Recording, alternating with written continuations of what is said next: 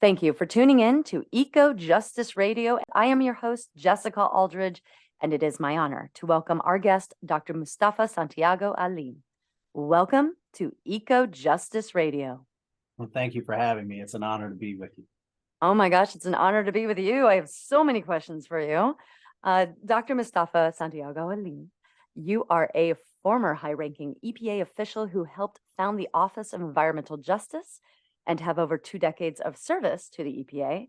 In 2017, during the Trump administration, and when Pruitt was assigned as the EPA administrator, you resigned from the EPA with a pretty amazing resignation letter. And we're going to get into the details of your resignation.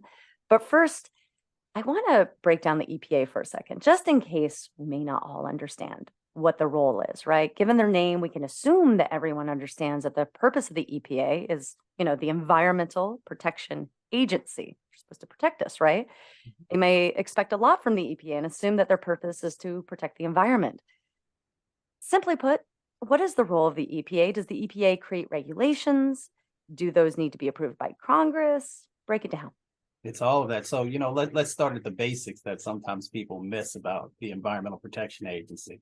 Its mission is to protect public health and the environment. And we often miss that public health aspect in people's general understanding of the agency. And the agency works under a number of sets of laws, some that people are familiar with: the Clean Air Act, the Clean Water Act, RCRA, Superfund. Some people have heard about Superfund, some of our most toxic sites across our country. So Congress creates those sets of laws, and then EPA lives them out through regulations and statutes and actions. So, the main job of EPA is to make sure that you and your children have a healthy environment to live in, and that we are regulating those toxins that can make you sick, that can shorten your life, and also give business and industry a sort of a set of parameters in which they can operate in. So that's the 60 seconds. And the office, that you were the founder of the Office of Environmental Equity at the EPA, which eventually became the Office of Environmental Justice. What was the purpose of this office and your role within it? Well, that the office actually came about through a set of recommendations from the Michigan Working Group in the late 80s and early 90s, a number of frontline leaders, academics, and others who were saying that we have these laws that are in place, but all of the people are not being protected, especially vulnerable communities, lower wealth white communities, communities of color, and indigenous brothers and sisters. Were dealing with these sets of impacts that were happening from toxic pollution, from lack of being able to fully participate in the decision-making process.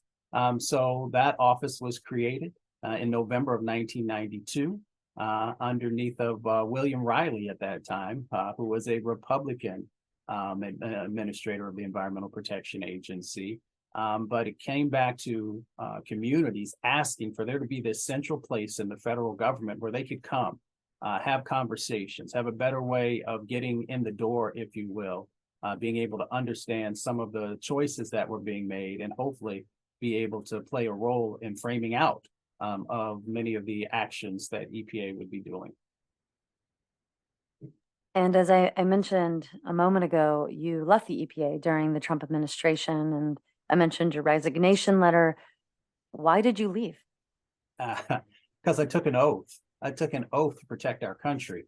And I felt that, it wasn't just a feeling. At that time, incoming President Trump and the folks that he had identified to be administrator were very clear about how they felt about environmental protection, and that it needed to be minimized. And I understood that our most vulnerable communities already were not getting everything that they needed to keep them safe, to help them to move from surviving to thriving, as I often talk about, and that they were going to place people's lives in greater jeopardy. And I knew that all the promises and everyone who had invested in me all those years, from grassroots leaders to civil rights leaders to a number of other folks, that I just couldn't personally be a part of it. I believe that if you're going to serve under an administration, then that means that you have to be in alignment with some of the things that they're trying to move forward on. And I couldn't be a part of hurting communities across our country. Yeah, that's pretty bold, and I highly respect that. Thank you.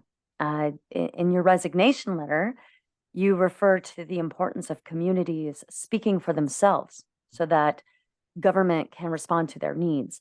Why is the voice of the community so incredibly significant in helping the EPA do their job more effectively? Well, it helps folks to understand where the gaps are, who are the folks who are being disproportionately impacted. We know that those who have wealth and privilege have a way of being able to fully engage in a system. And we also know that our most vulnerable communities, communities in Kentucky or West Virginia, communities in Louisiana or Mississippi, often don't have those resources. They don't have lobbyists. They don't have all those folks who know the levers and know how to pull them. So making sure that we have processes where communities' voices are honored, and not just honored, but also have the ability to make a process stronger and better and more inclusive and more protective is incredibly important. That is a bedrock. Communities speak for themselves. For those of us who come out of the environmental justice movement, we often talk about that because, Mr. Ramirez remembers when there used to be a facility or a site around the corner that maybe wasn't captured in some database because it was before that was actually created. Folks can tell you about the impacts when they're fishing and they're seeing, different types of conditions and diseases that may have, starting to happen. There's a laundry list of reasons why communities having a strong voice in the process is needed for us to make sure that we are truly protecting everyone in our country. And sometimes it's those experiences that lead to finding out that it's even happening. It's, the experiences of I was fishing, like you were saying, or I was down at, the stream in my backyard. And if they had not noticed that that was happening or that there was a change over the past 10 years, then that environmental disaster might continue and cause even further destruction. Yeah. We see it all the time, throughout history, how important local voices are to the process. The importance of moms. Moms pay attention to everything that's happening with their children, or if they have grandchildren, if they're a grandmother, and we often, when you don't have those individuals being able to fully share about the changes they're seeing, and then us utilizing both community-based participatory research or community science along with traditional sciences to be able to find the answers of why this may be happening, then we're missing a significant opportunity to make real change happen. Indigenous brothers and sisters, who are very tied to the land, who've been sharing, decades upon decades of changes that they've seen. You've got to make sure that you're honoring those sets of information if you truly want to get ahead of the curve in many instances of some of the things that folks are being exposed to. And maybe I think that's a good transition in defining for our listeners what environmental racism is. Environmental racism is where we place everything that nobody else wants. Waste treatment facilities. Nobody wants to buy a house and put it next to a waste treatment facility or a certified animal feeding operation. Folks are like, Mustafa, what you talking about? Well, we're talking about hog farms and chicken farms and turkey farms. And the impacts that happen to water quality there, but also the smells that can just blow your mind.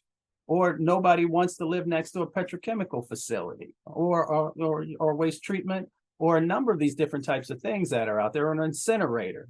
You've never seen anybody say, you know what, I've been saving up for 20 years, and I sure hope that there's an incinerator in my backyard because, oh my goodness, I really want to get some of that medical waste smell and exposure to toxins. So these are the things that we often don't think about. So environmental racism, when I say it's about placing things in vulnerable communities and communities of color on indigenous land, in lower wealth white communities land, it's because we often see them as sacrificable people or sacrifice zones. And that's where the environmental racism comes in. Environmental racism also comes in when we are creating laws and sets of actions that are not taking into account the impacts on our most vulnerable.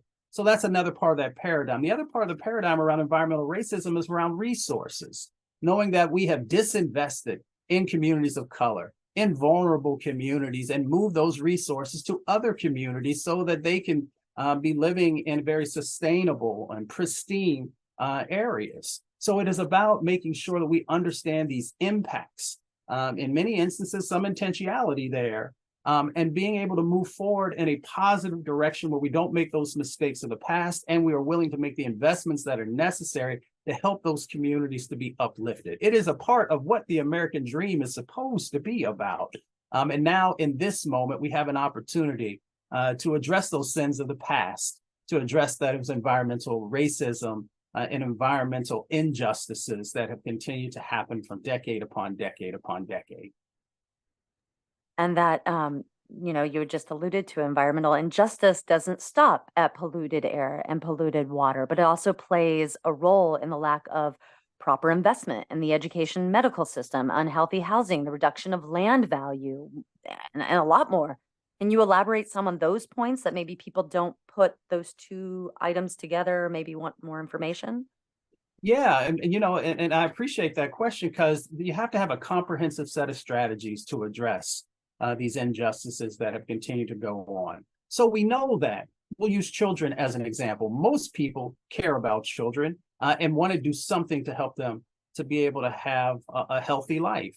So we know that when kids are exposed to air pollution, as one example, or water pollution, that we often have some really interesting dynamics that go on. So when we had the instance in Flint, Michigan, as an example, kids being exposed to lead. We know that when you're exposed to lead, it makes it tougher for you to be able to learn. There's neurological disorders that are associated with it and a number of other health impacts that are there. But kids can't learn, so it's tied to education. We also know there are a number of studies that have shown that in many of the areas that have some of the highest levels of air pollution, that also it impacts the brain, once again, making it more difficult for kids to be able to learn, for babies to be able to develop. So it ties into education. Let's go deeper. When we talk about housing, we know that housing policy over the years had discrimination that was a part of it. We have restrictive covenants and redlining that push people into certain areas. We disinvested from those areas. So in one area that might only be a few miles away, somebody might have the exact same type of home square footage, but their home might be worth $100,000 more, $200,000 more. Then folks have been pushed into these redlined and restrictive covenant sort of sets of areas. So there's that housing wealth. And we know that in our country, at least when I was growing up, everybody was always saying, you know what, make sure you go to school, get a good education, buy a house, get married, right? Housing is one of the ways that we move wealth from one generation to the next generation. So when we have these types of dynamics going on, where housing values in one area is less than another, then that is that compounding or cumulative sets of impacts that are going on. Then we also have to bring in the other aspect that when we look at where many of our fossil fuel facilities are located, where petrochemical facilities, all these other things that we mentioned, they're placed in these communities where there's supposed to be a lower value for the land. And the reason there's lower value for the land is because, once again, these were the sacrifice zones. So all these things compound on these communities. And that's why environmental justice is, yes, it is about the environment, but it's much broader than that. It is about our banking system as well. And it is also about our food system. When we talk about food justice or food insecurity, when you look at these areas, these sacrifice zones, all of these things are placed in those areas, or the things that could help them, they never get. Crumbling infrastructure or non-existent infrastructure. So we have to have that, once again, a holistic set of actions to be able to lift communities up and be able to help them to be able to have these thriving communities that we all hope to be able to live in, raise our children and our grandchildren. And that just food deserts, that just sparked in my mind, this concept of, the reality that so many of the people we record the show in California, but we broadcast across the nation.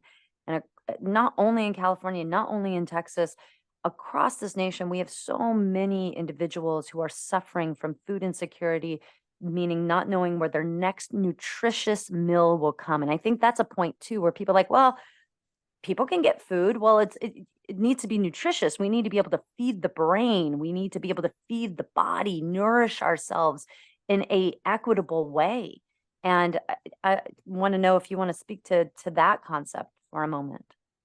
Yeah, well, we understand caloric intake is incredibly important. Nutritious food is incredibly important, especially for folks who are trying to fight off all these pollution, all these toxins that they're being overburdened with. You know, your immune system can't fight if it doesn't have the right nutrition, the right minerals, and a number of other substances that are incredibly important. And when you're in an area where you know you can't get to fresh, healthy food, then it makes it extremely difficult for you to be able to have a strong body, to be able to navigate, you know, things. You know, we've got some chemicals out there that almost every person in this country is going to have to deal with and navigate.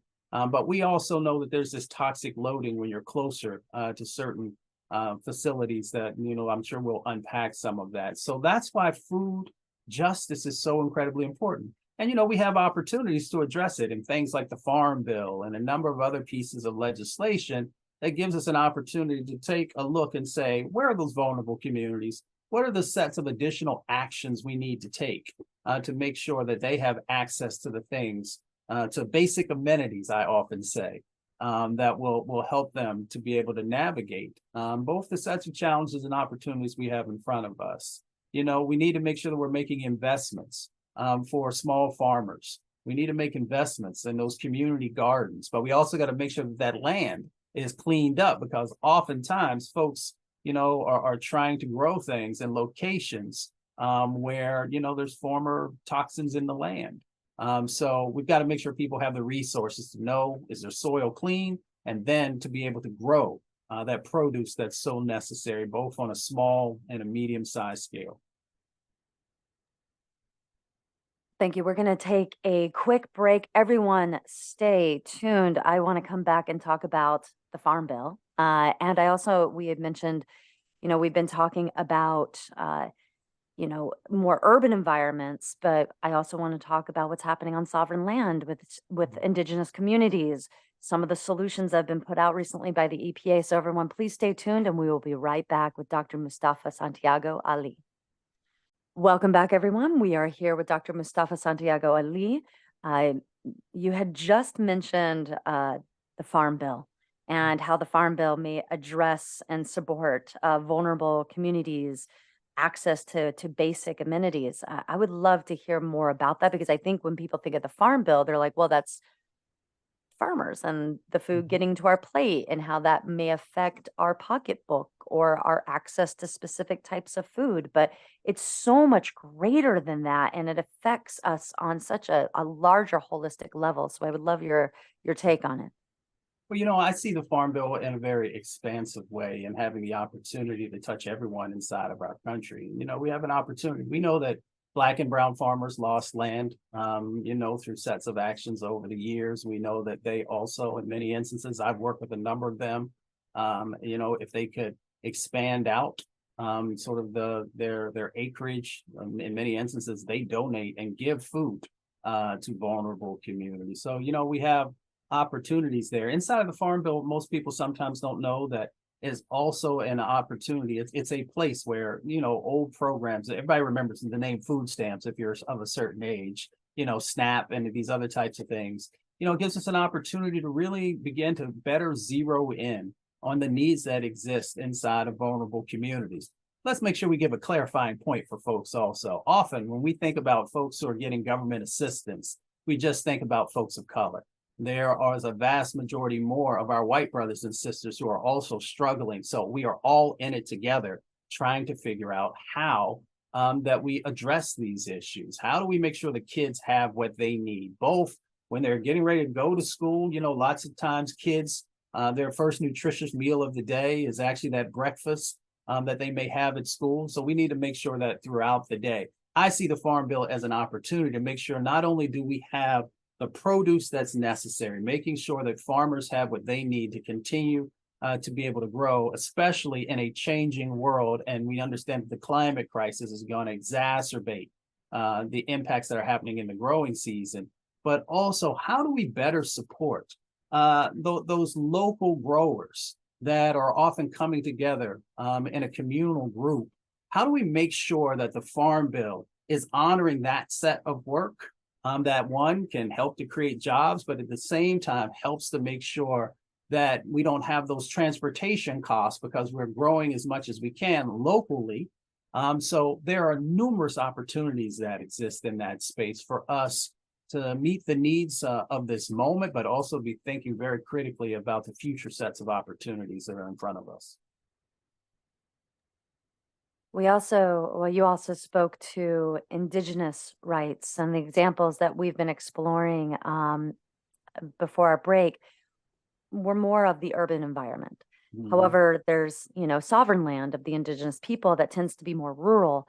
How does environmental racism play out on Indigenous land and communities? Like, for example, the government chose to allow the oil company Enbridge to put the Dakota Access Pipeline through Indigenous land, sovereign land, versus going around the territory, which they could have done, going around the territory of Standing Rock Sioux and placing it on surrounding farmland. We just talked about the Farm Bill, so they decided, no, we're going to go through, sovereign land.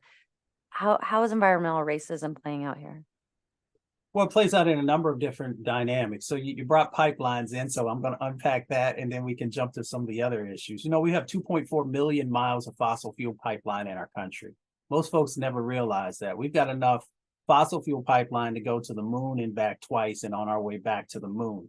And as you said, a lot of that fossil fuel pipeline runs through Indigenous brothers and sisters' lands and territories. And in many instances, because we have never honored our Indigenous brothers and sisters or the treaties that were put in place, we continue to place this undue burden on the people who have always been, connected to Mother Earth, if you will. So we have to be very mindful of these power imbalances that continue to exist that allow pipelines and other types of fossil fuel and toxic facilities to often be placed on folks' land there. But we got to unpack it a little further.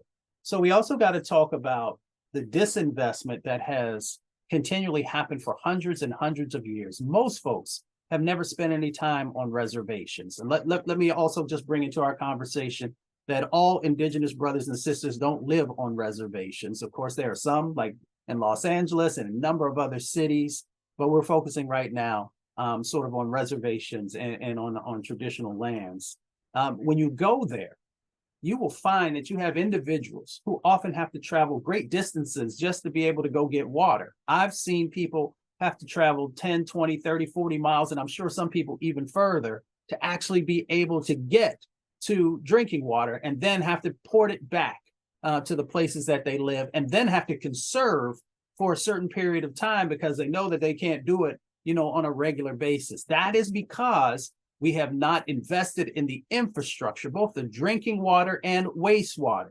So you got folks also being exposed, both here in the lower 48 and in Alaska and other locations around human waste and not being able to properly deal with that because we haven't made the infrastructure investments that are so necessary. And that's why the bipartisan infrastructure bill and other things begin us on a journey of being able to address that. But let's unpack it a little bit further. We also know that there is a lack of healthcare that exists on Indigenous lands, on the reservations. So folks have not also invested in that space. And then it all starts to cascade because then you start to get into education, you get into jobs, because if you can't get a strong education, then it makes you less competitive in a more competitive world to be able to have the jobs that are necessary. So, we have to get to the root causes of what's going on and why people are struggling.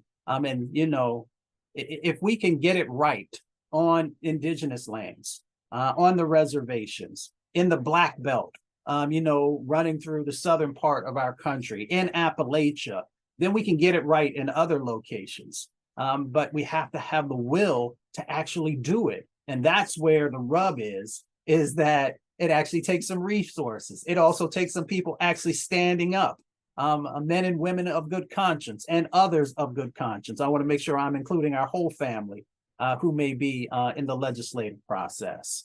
But that also demands that each and every one of us better understand the utility and the power that exists inside of our vote, because whether we're talking about the local, the county, the state, or the federal level, your vote in many instances will determine if people move in a positive direction, or if they drag their feet, or if they intentionally try and stop a process. How generally speaking, how would the government rectify environmental racism and injustices? And I know that's a really packed question right there, but yeah, what are, it's an excellent question. And it is one that everyone in our country should be grappling with and thinking critically about. So the first thing we do is, even though there are folks like myself and others who can help you and can identify where our most vulnerable communities are, there are tools that are out there, GIS tools, that you can literally put in the lat longs, you can put in the zip codes. There are a number of different ways of identifying the areas that you want to look at, and it'll light up and it'll show you where those areas are, what are the impacts that are going on, where are the deficits that are. So then that's where intentionality comes in. We make a commitment over the next 10 years, the next 20 years, whatever the number is that when people get in dark rooms, we'll come up with. But we can't let the dark rooms make the decision, because we got to put some light on it. And that means that everyday people have to be a part of the conversation. And that's why I say that folks have to start to question. Doesn't matter if you're a Democrat, Republican, or independent, we should be asking tough questions. How are you going to help to address this issue? But it starts with us saying this is an issue, this is a problem, and we want to make sure that there's a solution for it. So once we've identified when those areas are, we decide a time frame, then we begin to make sure that the resources are moving there. We also hold people accountable who have played a role in these impacts, but also understanding that you want to work as an authentic partner in that place. And we begin the journey of addressing what's going on. Every community is not exactly the same, but many of them have reoccurring themes. and that brings up a good point too. You know, you mentioned previously the importance of communities speaking for themselves. Mhm. So how can people and organizations outside of those impacted communities provide support, not lead it, but provide it? Like, so, you know, You do what happened in the small community that I grew up in. I grew up in a community that I think is what America is supposed to look like. When there was a problem, folks came together. When I grew up in Appalachia and a little bit in Michigan. So when folks' crops were coming in, you know, if folks didn't have the money to be able to hire folks, folks came together and worked. When there was a fire in our community, because there was no fire station for miles and miles and miles away, everybody came. This is a moment where everybody has to come together. And how do we do that? You show up as an authentic ally in that space. And what that means is that in many instances, communities have many of the answers for themselves that they have thought about. So we bring our privilege. All of us almost have privilege. I wouldn't say everybody, but the vast majority of people have some form of privilege. And the other thing that you have is gifts and blessings. And we bring all those into the same space to be able to figure out what is needed to be able to move the agenda.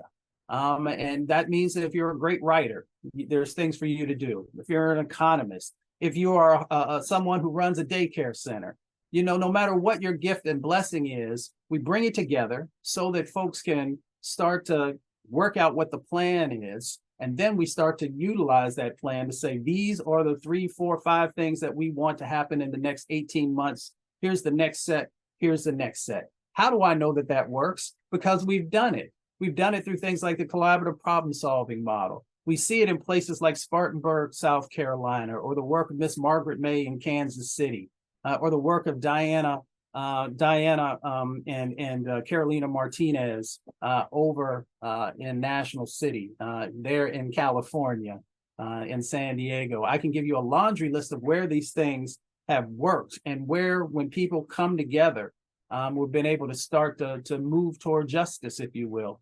Here's a better way, because I've heard justice is a bad word for some folks. so that we move forward toward a North Star. I haven't heard anybody say that a North Star is yet one of the banned words that we no longer want to use in our country. I like that.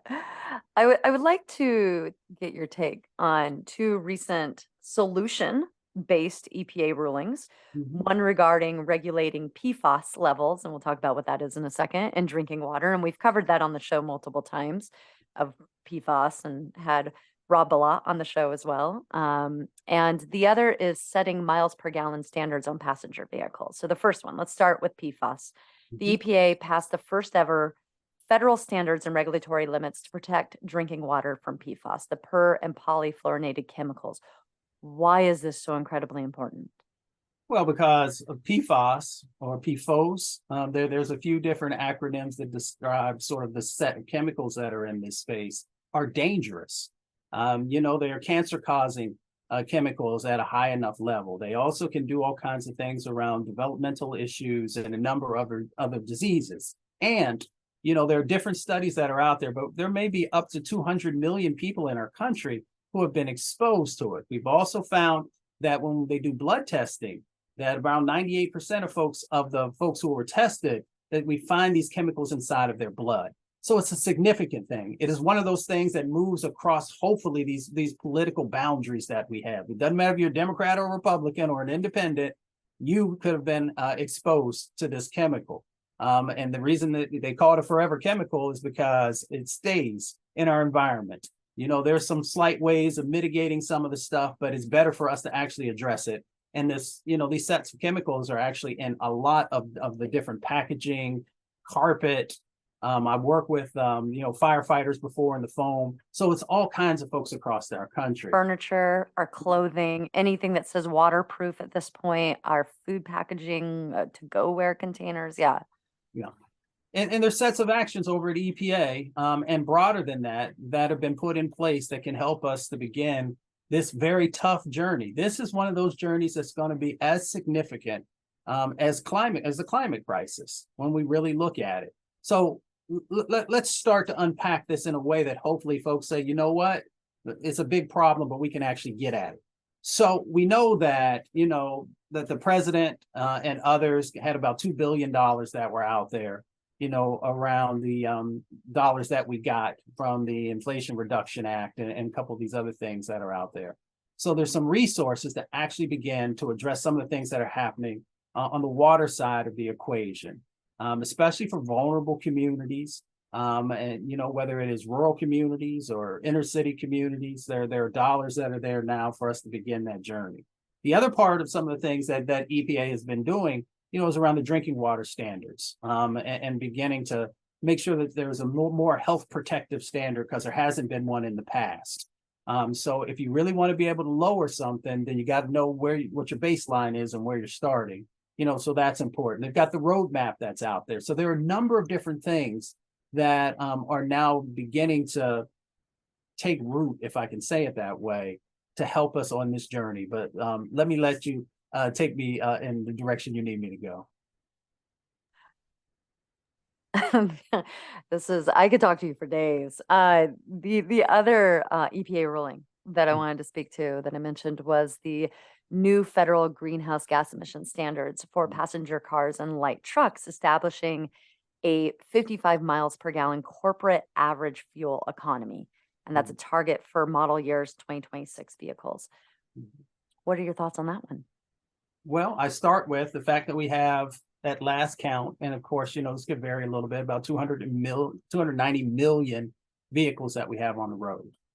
So we know that, what's coming out of those tailpipes is having some significant impacts inside of communities. And we also, for those of us who are students of history, we've got to also understand how our roads and our highways were used to break up certain communities, bring wealth into some communities and to drop off pollution into others. So we've got that historical aspect that we just have to be mindful of as we're making decisions. We also know that in our country right now, we have, based upon a study that came from Harvard, we've got about 250,000 to 300,000 people who die prematurely from air pollution. A part of that air pollution is what's coming out of those tailpipes as well.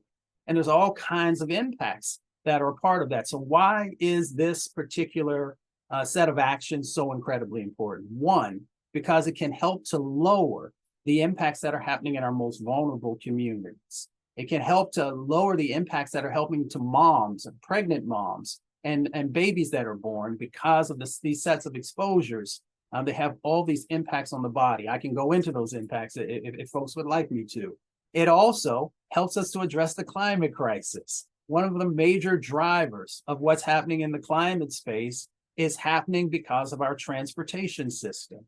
So if we move toward electric vehicles, if we move to making sure that we're lowering the emissions that are happening, then it gives us an opportunity to get our arms around the climate crisis. So if you are someone who lives in a place that's dealing with extreme heat, and we know extreme heat can be very deadly for certain folks, or if you're someone who's had to deal with these floods, we know the floods are also tied to what's going on around greenhouse gases and how it is impacting our environment. We can go down the laundry list of those connections that are going on. So if you don't take anything else away from it, take one, we get a chance to help vulnerable communities who are overburdened. And two, we get a chance to address the climate crisis. And three, we get a chance to create a new set of economic opportunities for all those folks like where I grew up, where the plants shut down a number of years ago. We now have an opportunity to bring some new jobs into those areas. So it's a win-win-win. Yeah, it is. And we have a couple minutes or a minute here before the break. And you had said, if people want to know what the health effects are, let's share those. What are some of these health effects that we're seeing? It's mind-blowing. You would think that in one of the wealthiest countries in the world that we would not see these cancer clusters that exist. The cancer clusters exist because we have, certain areas that are overburdened by pollution. So we have to deal with that. We also know that in our country, we've got 24 million folks who have asthma, 7 million kids.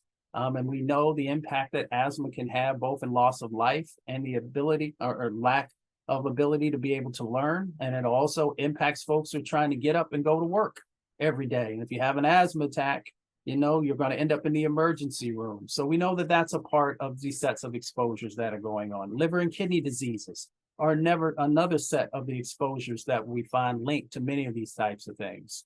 And then there's these other studies that have come out that we have to pay attention to. We know the air pollution, since we're talking about the stuff that came out of the tailpipes of cars and light trucks. We also know now that we see that dementia and Alzheimer's, ADHD, and a number of these other diseases that are attached to the brain that are also that there are these connections to what people are breathing in. And we have a chance to change that. That's the thing, is that, after natural disasters, so I've worked natural disasters and man-made disasters. It's amazing, and rightly so, how people come together after a hurricane comes through or a flood comes through. We all rally and we say, you know what, we're going to help our neighbor. We're going to help those brothers and sisters and other family, because we see people who are in trouble. We see people who have been hurt, and we want to do something. This is another opportunity for us to do something. When I see people who are resistant to making sure that we have the right types of regulations in place to help people to breathe, that's something that we do every day. We take in 20,000 breaths. If you're an athlete like I used to be, you might take in a few more, or if you're a child and you're out there playing, you might take in a few more, but on average, 20,000 breaths. The question is, should everybody be able in those 20,000 breaths to breathe in something that is clean and pristine and good for their body? Or should they have to be able to breathe in toxins like the folks in the Manchester community in Houston, Texas, that when you go there and roll down the windows of your car, you feel like you're breathing in gasoline fumes? And 20,000 breaths a day, that's what they're breathing in. Or in Institute, West Virginia, they're in the Kanawha Valley, where folks are also getting all these different sets of exposures. So we have a chance in this moment to actually show up in the 21st century with knowledge and information and opportunities to change those dynamics, but we have to be willing to actually lean in and do something. And that's not just for those folks who are sitting in Capitol Hill or in state houses. Yes, they have a huge responsibility, but just like we show up when there is that natural disaster, let's begin to show up to make sure that we are changing these dynamics and that we're building a brighter future in this moment and for generations to come. Thank you. We're going to take a break real quick. So inspiring to listen to you. I want to ask some questions about East Palestine, Ohio, the PVC derailment and what happened there, what happened with this West Virginia EPA ruling, and get some more information for our listeners. This has been an excellent conversation. We'll be right back. Welcome back, everyone. We're talking with Dr. Mustafa Santiago Ali. This has been such an amazing conversation so far. And I want to jump into some of the issues, environmental issues that we've seen recently. One that people may have fresh on their mind was that there was this massive train derailment and these toxic chemicals that were released into an environment. So on February 3rd of 2023, in East Palestine, Ohio, there was a 61 train car derailment that forced half of the town to evacuate. 5 of those tanker cars were carrying almost 900,000 pounds of vinyl chloride, this human carcinogen. And as some may know it, it's a petrochemical for the number 3 plastic, PVC, vinyl. Officials conducted a controlled burn release of the toxic chemicals to avoid an explosion of those train cars. And it seems maybe that there was no federal oversight on the decision of how they were going to release this massive amount of chemicals in that burn. Residents of East Palestine, Ohio are still saying that they're suffering from the health consequences, but the EPA has said that the area is safe now for habitation. How did we end up in this situation where this type of disaster can happen? Well, when governments don't act beforehand, when they have the opportunity to, then it creates an atmosphere for these types of things to actually happen. Maybe we should share with folks sort of in a broader context of what's going on in relation to the rail system. So we have 160,000 miles of railway running across our country. We have 25 million people who are living in these things called blast zones. So they're the analyses that are done of where the train tracks are and how many people are living close by based upon how broad an explosion would be. And there's about 25 million folks who are in there. Now we have to ask ourselves the question also, when you look at the train tracks, whose communities do those run through? And it runs through Black and brown communities, lower wealth white communities, through indigenous lands once again. And sometimes it'll weave in and out of some of the cities and those different types of things. But we know pretty much that's where you get that old adage, the other side of the tracks type of thing. So you got to have some tracks for people to be on the other side of the tracks. So you've got that dynamic that we have the totality of what's going on, across our country. I forget what the last number is. I think over the last 5 years, we've got to have about 1,700 derailments that have gone on. And sometimes these derailments end up being the type of situation that we saw going on here in East Palestine. Until politicians are willing to do the right thing. So going all the way back to President Obama and then coming into President Trump, President Obama had moved forward on some regulations and some sets of actions, that would have better regulated some of the things that were happening around braking systems and other stuff. President Trump didn't see value in it, said it was going to cost too much. Somebody got in his ear, said those types of things because we know he's not an expert on rail systems, as most senior folks probably aren't, and made a decision. And then we had the derailment that happened there. Now, when the derailment happened, of course, you had the plume and you had exposures that were there. You have the fallout that comes there, the fallout both into the water, into the land. And then if somebody had, either the windows open or they had an air conditioning unit or some other HVAC system that was running, then it pulls it into the house. So folks have been very, very nervous. I've been there. I've talked to folks and they have great concerns because they've seen some of the sets of impacts that have happened. So let's once again, as we're tying East Palestine, let's make sure that we're helping people to understand that there are communities across our country who have had to face these similar sets of exposures, sometimes for decades upon decades, like the folks in Cancer Alley in Louisiana, who have also had to deal with vinyl chloride and a number of other cancer-causing chemicals, and that's why they call it Cancer Alley.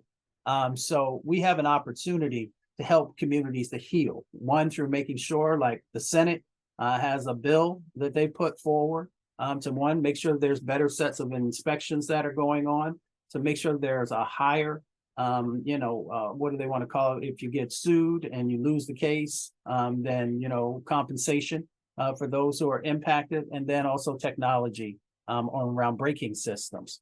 Now, those three things I just mentioned would seem like common sense stuff. One, making sure there's inspections. Yeah. How could anybody not agree with that? Making sure that there's systems to test the brakes as they're moving through. And then the third part is if somebody is harmed, to make sure that they have the remuneration that's necessary.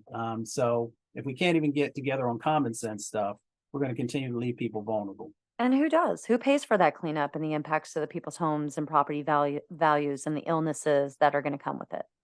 It always comes back to the consumer if you think about it, even when companies often are fined. So if we look at our environmental laws and the enforcement actions, so I wore a couple different hats before I left the EPA. One, I was a senior advisor to the administrator, and I was also the assistant associate administrator in enforcement and compliance.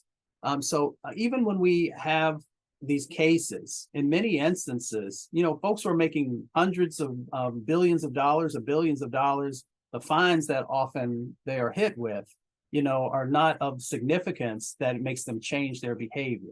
But to answer your question, often it comes back to the consumer, because even if the company pays out money, in many instances, they'll just raise the fees that they charge as a way of recouping their cost.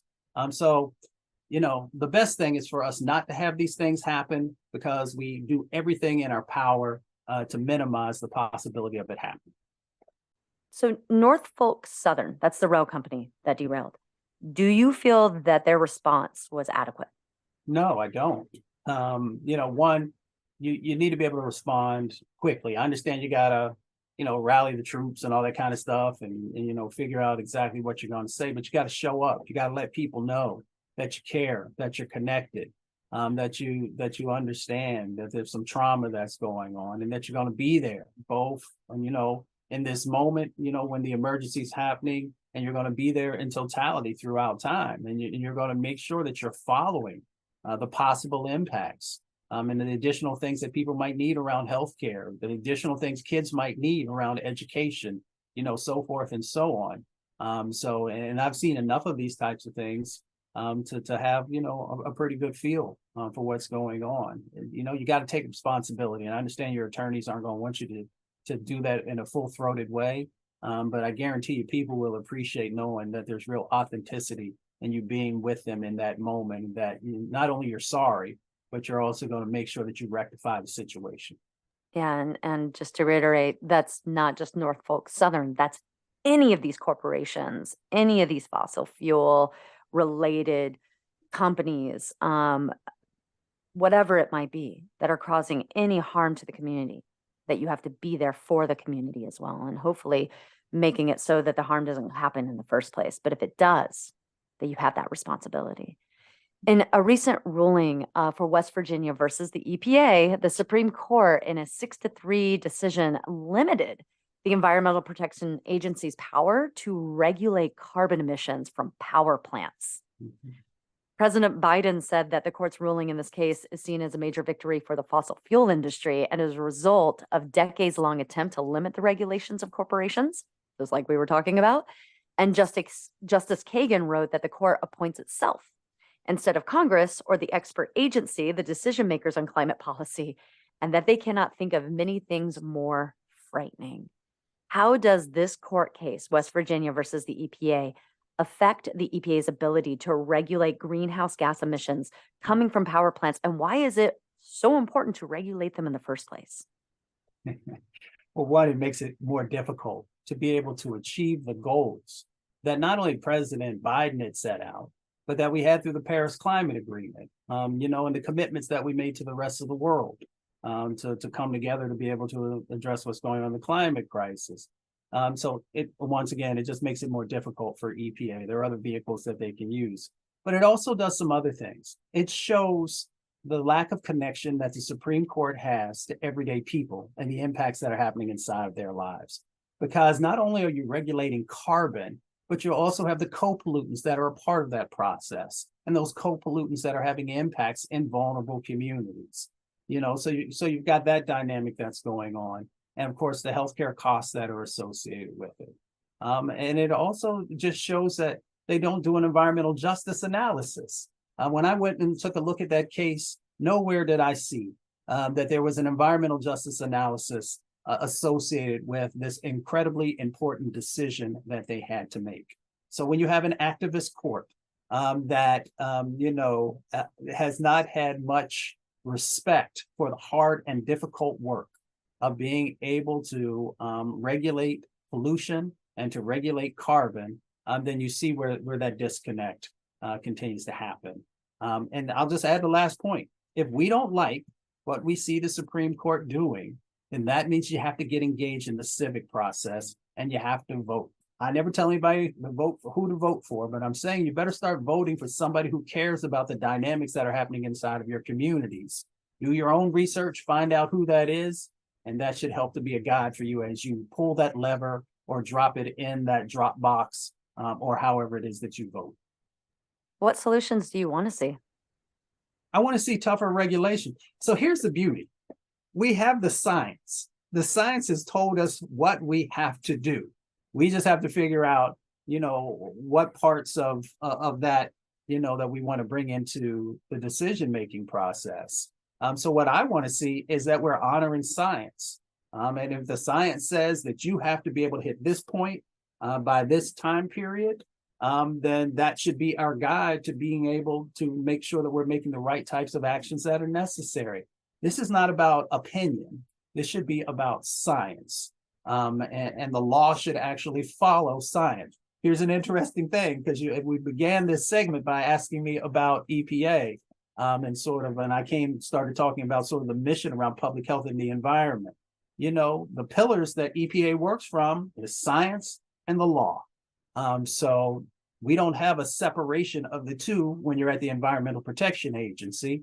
But when unfortunately, it seems like when we get to the Supreme Court, the science aspect is not being honored in the process, which is baffling because we have people who are well-educated, who are justices, but for some reason, something has happened that is stopping them from being able to incorporate science into the final decision-making. And we continue to allow profit to outweigh science.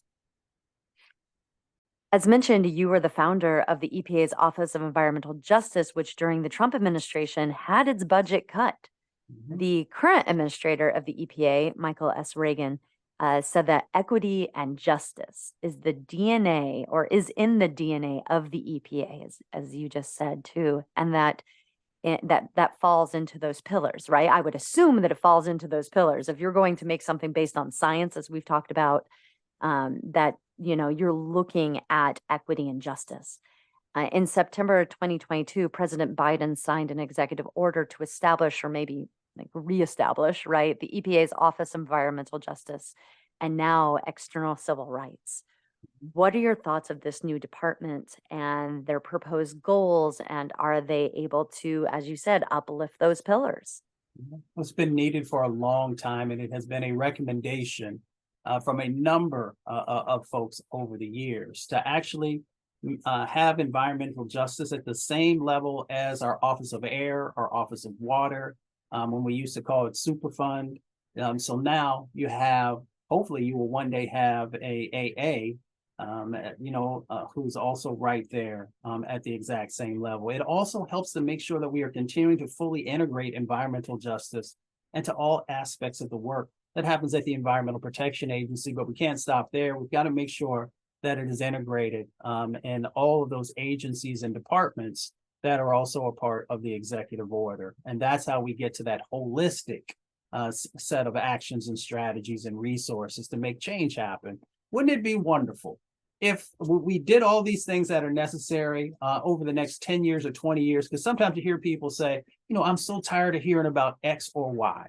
And you can fill in the blank, and we know what that blank usually looks like, and who are the folks that they're usually saying, we're so tired of hearing you talk about, what's happening. If we made those real changes throughout our federal system, and then if the federal system does it, the state systems will do it, and we begin to actually revitalize communities, we could be 20 years down the road and we could look back and we'd see that many of these problems will no longer be there. And then we could utilize those resources to focus on other things that will be of significance in that moment. So it's all about making the investments of time, the investments of making sure that there's integration that's there, making sure that the resources are necessary. I worked for John Conyers when he was chairman of the Judiciary Committee.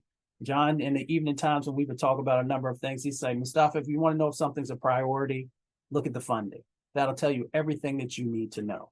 And I always bring those lessons from someone who knew a whole lot about how Capitol Hill worked into the work. And we have that opportunity in this moment to make sure that our country is what we all espouse it to be.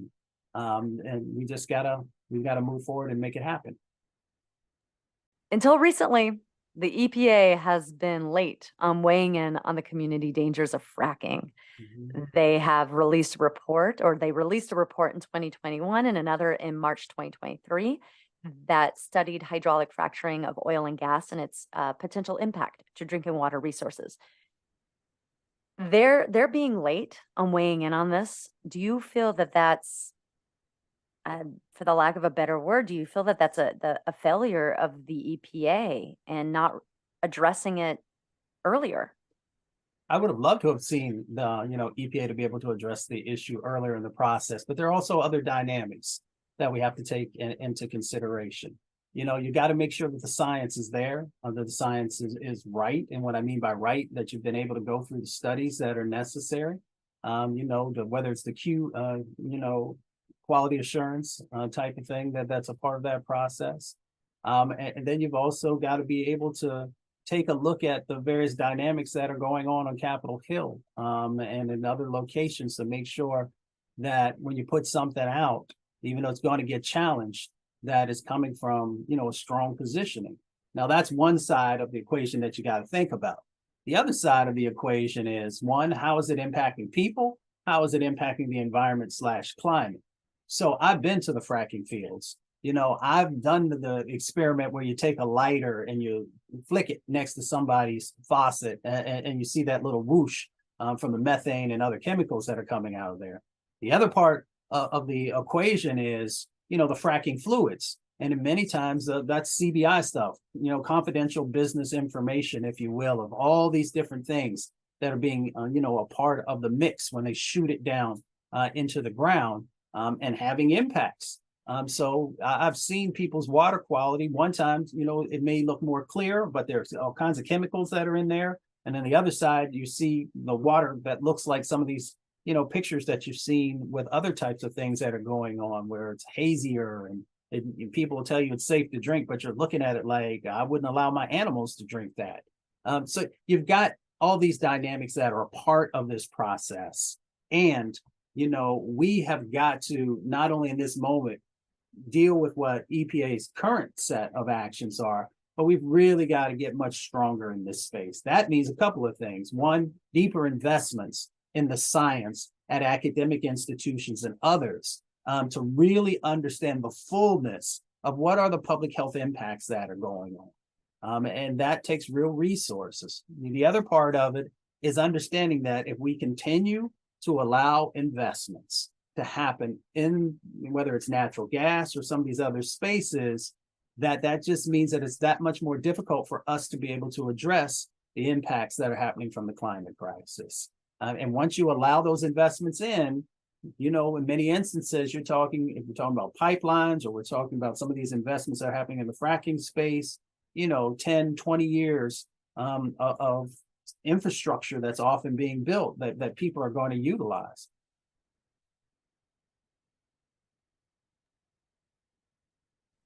I want to know your opinion on combating climate anxiety. So climate disruption and the conversation that we're having today and the effects on our global siblings it's a lot. It's heavy. It can be depressing.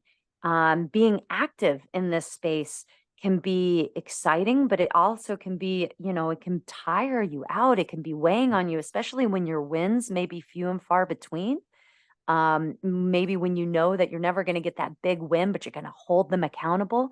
So what's your advice for all of us out there, whether we consider ourselves an environmental or social justice activist or not, just all of us that are listening and digesting this stuff on a daily basis? How do we combat that climate anxiety and burnout and not fall into cynicism and pessimism? Yeah, well, that anxiety has existed in a number of forms and fashions and different issues throughout our time. And I always pull from those to help folks understand who are working on climate that this is truly a marathon and not a sprint. I look at the women's suffrage movement and, all of the injustices that were happening in that space, all the energy that had to come into that space to even begin the long journey that we have not yet finished on making sure that women are being honored in our society. I look at where we came from in relationship to slavery and then to Jim Crowism and to the civil rights movement in the 60s, 50s and the 60s, and even to today. So it is about understanding that, we just got to get committed and that, there's anxiety for everyone who's been dealing with these previous issues as well of thinking, how long is this going to take?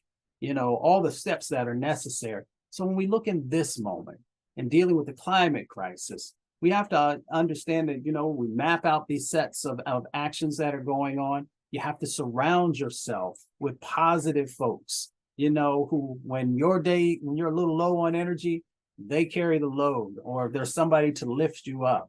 And to also understand that this is a movement that continues to grow and grow and grow. I'm so thankful for all the amazing young leaders across the country and across the planet that I get a chance to work with because they infuse that energy and ingenuity into this space. And then we've got to also understand that we have power. My grandmother says you have power unless you give it away. We have to realize that we have power in this moment, right? And we have power, one, through our vote. We have power through how we utilize our own dollars. And we often forget about that. Are we funding people and entities who are slowing the process down or who are trying to stop it for their own personal gains? So we have to realize that we have power there. We have power in the communal education, right? Are we working with our churches, our synagogues, our mosques, our civic organizations to help people to understand both these sets of impacts, but also the opportunities? So you got to balance it out. You can't ask someone in West Virginia or Kentucky or Tennessee who 5 generations of coal miners, to just give up their jobs without also being able to make sure that there's a new set of opportunities and that folks are going to be real about sticking and staying to make sure that they can make that just transition, if you will. So it is about all these things coming together. Then it is about making sure that you have self-care and that you are taking out time for yourself, something I'm terrible at because I work close to 20 hours a day. But you've got to do that. You got to get out into nature. Nature is a healer. So we spend time there. I often tell people, whoever your favorite comedian is, listen to them over and over and over again. Bring that humor into it. Write your feelings down, and then translate those feelings into your social media or into having conversations with your elected officials. But it all comes back to us understanding that we have power unless we give it away and that we're not in it by ourselves. Dr. King says that we come to these shores in different ships, but we're all in the same boat now. You will fight harder in many instances for somebody else than sometimes you will for yourself. So knowing that they're fighting for you and you're fighting for them can be a transformational moment. And that's what we have to embrace right now in the time that we're living in, that together we can make real change happen. People will try and tell you that that's not possible, but they're wrong. I agree. We are all in the same boat and we can make change happen. We've seen the change happen historically. We've seen it recently. It does happen. Couple questions before we end today's show. Again, thank you for being here with us.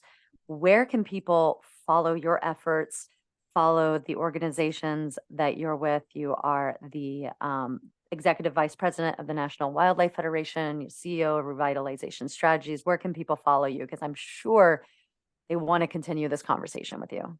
Well, I appreciate that. So the first thing I would ask folks is to actually follow those frontline organizations who are on the ground doing the work on a daily basis. You can Google them or just have a conversation. You'll find amazing organizations. Take your gifts and blessings. First, listen and then share whatever those blessings are that you might have. If you want to follow me, you can go to nwf.org. Amazing work happening at the National Wildlife Federation because we know that understand there's an interconnectedness between what the impacts are happening to wildlife, that pollution that's happening in communities, and also the climate crisis. Or you can go to MustafaSantiagoAli.com. That'll get you to revitalization strategies. The most important thing is to just begin to think critically and get engaged, get involved. You are needed, you are valued, you are honored, and together we can make real change happen. And we always ask this of our guests. Are there books or writings that you recommend our listeners check out? Well, behind me is The Color of Law by Richard Rothstein. I think that that's an incredibly important book. You can look at all the amazing books by one of the folks who I learned from early on in my career, Dr. Robert Bullard. I think Dr. Bullard now has about 25 books that are out there. So I always tell people to start with one of their early ones, Dumping in Dixie, which really gives you a good understanding of these disproportionate impacts that have always happened in communities of color. But there are so many amazing, some of the younger people who are out there who are writing about intersectionality and bringing all these together. So once again, let's use these big brains that we have and figure out what your flavor is, what your flow is, and go from there. Oh, it has been so great having you on the show. I could just talk to you for hours. Thank you for making time for us and being here and sharing your wisdom and your knowledge and your experience. Thank you so much. Well, thank you. I want to thank Jack, for everything and staying connected until I could join you. Jessica, I want to thank you. I want to thank Blake. I just want to thank the show. Just give me 15 seconds here. I want to thank you all so much because we often don't put a spotlight on the issues that are so critically important. James Baldwin once said that if I love you, I have to make you conscious of the things you don't see. Shows like this are incredibly important because people are trying to put food on the table. They're trying to keep the lights on. And often they don't have the time to go out and do the research or to really understand. And that's why shows like this help to bring that information forward, to plant seeds. And hopefully those seeds will grow and people will then say, you know what? I want to find out more. Usually, most people I've met, I've worked in over 1,000 communities now. Once people have that information, once that seed begins to grow, people get engaged because most folks are good. Most folks want to just figure out, well, what is it that I can do? I only got an hour a month or maybe an hour a week. And as soon as they figure some things out, they see some things, they're like, wait a minute, this is not what our country is supposed to be. There's a lot of good in our country, but we still got some gaps. I want to do something about addressing the gaps. And that's why this show and shows like this are so incredibly important because they help folks to finally be able to see the things that they couldn't see. That is so incredibly nice and beautiful. Thank you. I really appreciate that. And I appreciate everything that you're doing out in the community, what you did for the EPA, what you're doing for the organizations that you're working for. We are very lucky as a community, as a global community to have you on the right side of the environment and of the community. Thank you so much for joining us. Thank you for having me.